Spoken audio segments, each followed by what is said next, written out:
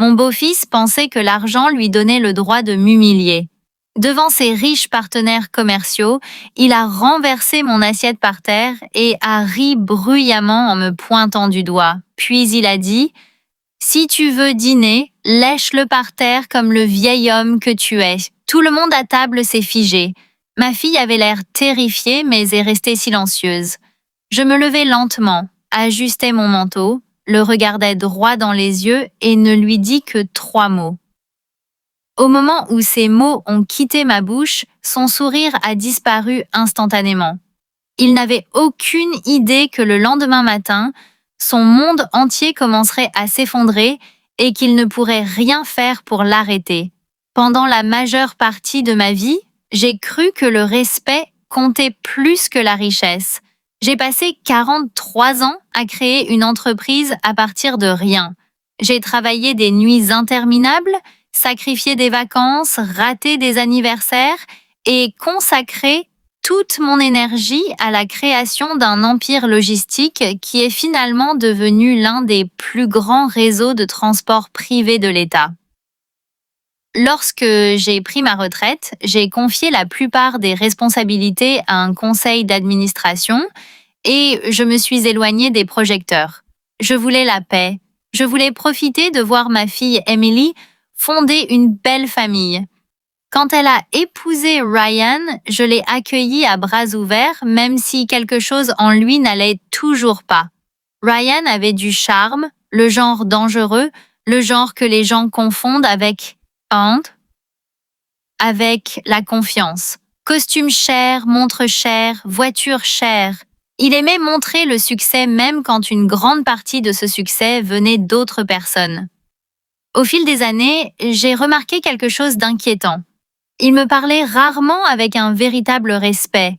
Il me tolérait parce que j'étais le père d'Emily, mais je pouvais sentir son arrogance se renforcer chaque année. Puis vint l'invitation. Ryan a annoncé qu'il organisait un dîner privé dans son penthouse de luxe. Plusieurs partenaires d'investissement seniors y assisteraient. Certains dirigeants d'entreprises internationales se joignaient également. Emily a insisté pour que je vienne.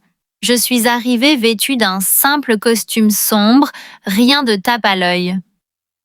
Ryan m'a accueillie avec un faux sourire qui me disait déjà qu'il avait quelque chose de prévu. Le dîner a commencé normalement. Les invités ont discuté des fusions, des portefeuilles d'investissement, des stratégies d'expansion. Ryan dominait toutes les conversations en essayant désespérément d'impressionner la salle. À mi-chemin du repas, un cadre a demandé comment Ryan avait appris son leadership si rapidement à un si jeune âge.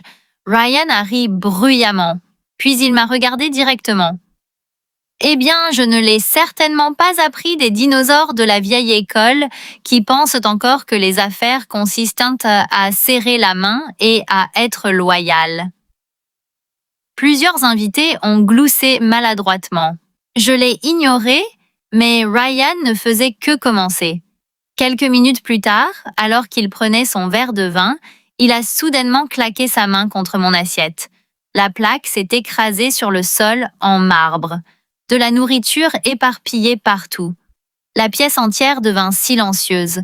Ryan se pencha en arrière en souriant comme un prédateur profitant du moment. Puis il a dit des mots que je n'oublierai jamais. « Si tu veux dîner, lèche-le par terre », semble approprié pour les retraités qui n'ont plus d'importance.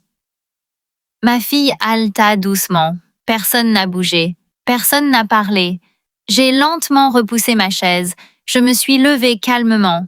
J'ai boutonné mon manteau, puis j'ai regardé directement dans les yeux de Ryan et j'ai dit 3 mots. « Vous avez oublié la propriété. » La confusion s'est immédiatement répandue sur son visage. Il rit nerveusement.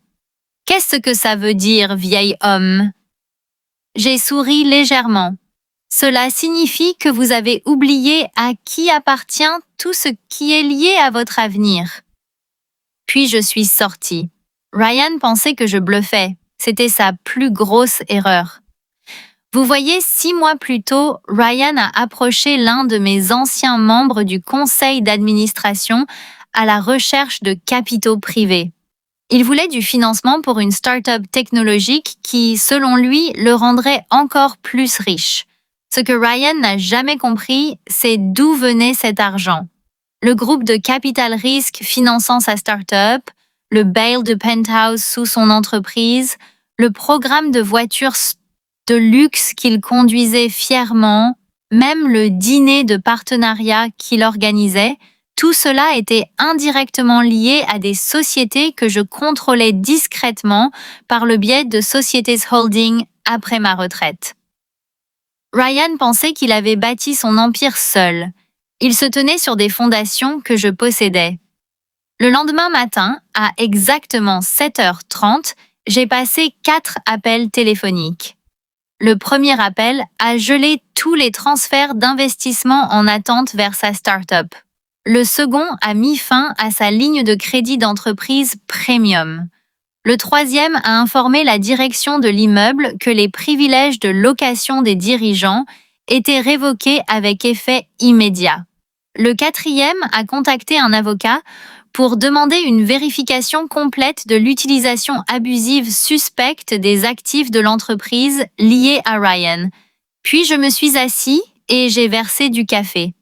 À 12h, mon téléphone a sonné. Ryan. Je l'ai laissé sonner.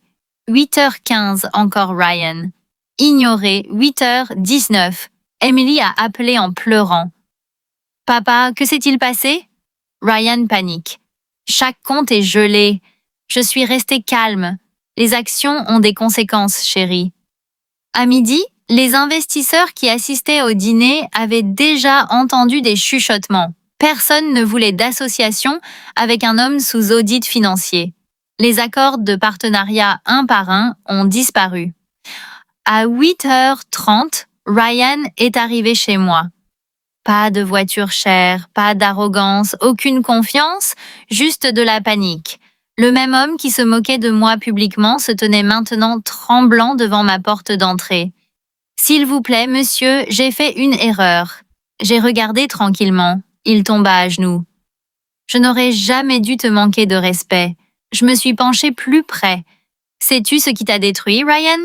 Il a chuchoté. « Non, ce n'était pas l'argent.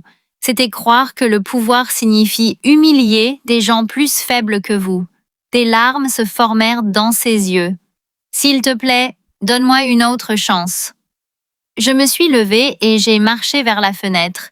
Pendant des années, j'ai toléré ton manque de respect à cause d'Emily, mais hier, tu m'as humiliée publiquement parce que tu pensais que j'étais devenu impuissant. Tu as oublié quelque chose d'important. Les hommes les plus forts dans la pièce sont souvent les plus silencieux. Ryan est parti en sachant que tout était parti. 3 semaines plus tard, Emily a demandé le divorce après avoir appris qu'il avait secrètement manipulé des documents financiers pendant des mois. L'enquête s'est élargie, des accusations de fraude ont suivi, sa réputation a définitivement disparu. Des mois plus tard, j'ai assisté à un autre dîner, différents invités, chambres différentes. Cette fois, un investisseur a souri et m'a demandé quelque chose. « Comment es-tu resté si calme pendant qu'il t'humiliait ?» J'ai souri, parce que le vrai pouvoir n'a jamais besoin de crier. Et la vengeance est plus satisfaisante lorsqu'elle est servie par la patience. Ne sous-estimez jamais la personne silencieuse assise à table. L'homme que tout le monde ignore est peut-être celui qui détient le pouvoir de tout changer. Le respect ne coûte rien, mais l'arrogance peut vous coûter tout votre avenir. Ryan a appris trop tard qu'humilier les autres pour se divertir peut détruire tout ce que vous avez passé des années à construire. Parfois, la justice n'arrive pas avec colère. Parfois, il arrive avec le silence et un dernier geste que personne ne voit venir.